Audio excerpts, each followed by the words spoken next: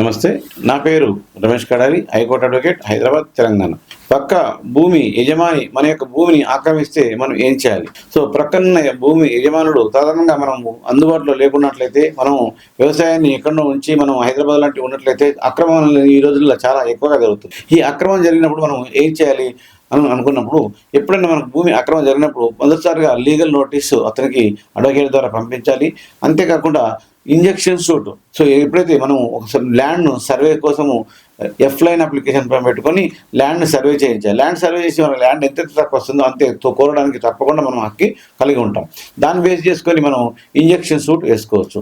So అంతేకాకుండా declaration suit కూడా వేసుకొని మన ల్యాండ్ మనం సాధించుకోవచ్చు. ఎప్పుడైనా కానీ అక్రమదారులు ఈ రోజులలో ఎక్కువగా ఉన్నారు.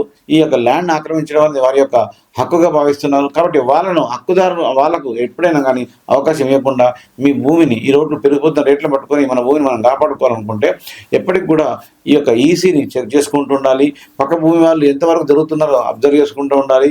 అందరితో మనం మాట్లాడుతూ ఉండాలి. వీలైతే మన భూమికి మనం కంచె వేసుకొని కూడా ఉంచుకోవాలి. ఇంతేకాకుండా ఈ యొక్క ఇంజెక్షన్ సూట్ ద్వారా మన ల్యాండ్ మనం తప్పకుండా తీసుకోవచ్చు. Thank you.